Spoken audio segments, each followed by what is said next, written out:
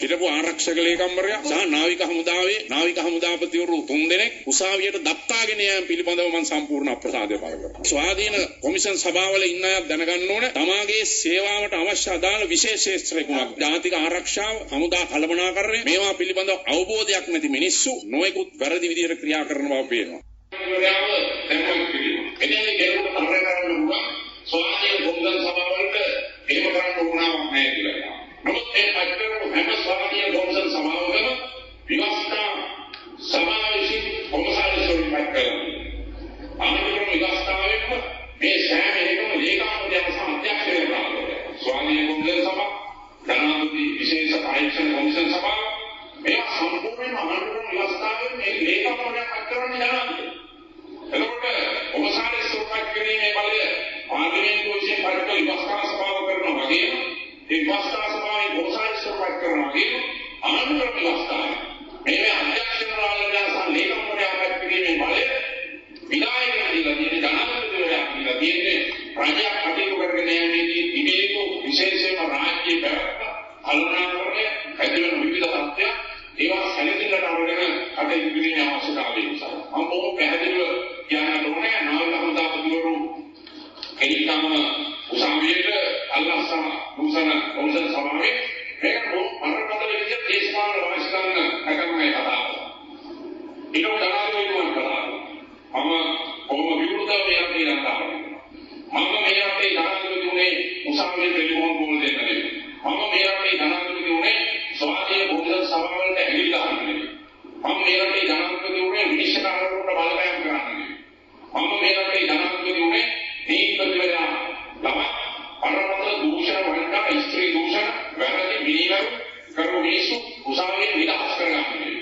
මේ රටේ මහජන මංගලේ දක්වන විශ්වාසයක් කරනවා. ඒ විශ්වාසය තුළ 2015 ජනවාරි මාසයේ 8 වෙනිදා මම මේ රටේ ජනාධිපතිගේ ජනතාව පත් කරගත්තේ කණ්ඩායමෙන් ඉඳලා නෙවෙයි. ආරම්භයෙන් කියලා නෙවෙයි. මේ රට තුළ බැරිම දේශපාලන ප්‍රසංස්කරණ රාජ්‍යයක් කරනවා.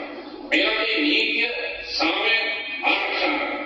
මේ රටේ නීතිය ආධිපත්‍ය සම්පූර්ණ කරනවා. මේ රටේ නිදහස් ප්‍රජාතන්ත්‍රවාදී මානවික මූලික අයිතිවාසිකම් සාධනය කරනවා. හැබැයි මේ සියල්ල කරනකොට මම කිසිම කෙනෙකුට යටත් වෙන්න ලෑස්ති නැහැ. කිසිම කෙනෙකුට මගේ ගැනීමක් නැහැ. මම ජනාධිපතිවරයා විදිහට මොම් පැහැදිලිව කියන්න ඕනේ. පාර්ලිමේන්තුව කියන ජනතාව පරමාධිපත්‍ය වගේම ජනාධිපතිවරයා කියන රටේ ජනතාව පත් කරගත්තා නම් ඒ ජනාධිපතිවරයා සතු වගකීම් සහ විපරම් රාශියක් තියෙනවා. ඒ වගකීම් සහ විපරම් රාශිය ඉෂ්ට කිරීමේදී මම ශ්‍රමිකව ජාතික ආරක්ෂාව සාධනය කරන්න බැහැ කියලා. ජාතික ආරක්ෂාව සාධනය කිරීමේදී ත්‍රිවිධ හමුදාව ආරක්ෂා කිරීම. ත්‍රිවිධ හමුදාවේ ගෞරවය ආරක්ෂා කිරීම. ත්‍රිවිධ හමුදාවට දීපු පාසුරන් ලබා දීම. ඒවා ඕනෑම රටක රාජ්‍යයක් විසින් රජයක් විසින් රාජ්‍ය නායකයෙක් විසින් කළ යුතු කාර්යයක්. මම කිසි වෙලාවක හමුදාව දුර්වල කරන්න මම කටයුතු කරන්නේ. හමුදාව දුර්වල කරන්න මම දෙන්නේ නැහැ. අරගෙන නඩු උසාවිවල භාග වෙන දැන් හමුදාවේ අය අත්දැකීම් අරගෙන ඉන්නේ. මම මේ දෙල්ලාගේ වරණා කීප ගමනක් කියලා දෙනවා. දැන් ඉතර නඩුවක් තියෙනවා කවුරුත් දන්නවා. හමුදාවේ විද්‍යාවසවල ඉන්න දෙල්ලාගේ දැන් මාස 10ක් විමාන මාර්ගය කියලා. මේ අංශභාගවල කටයුතු කරන අය මම උපදෙස් දුන්නා. මුලින්ම මාත් එක්ක කිව්වා සතියක. ඊළඟ කියන්නේ මාසයක්. ඊළඟට මාස 3යි.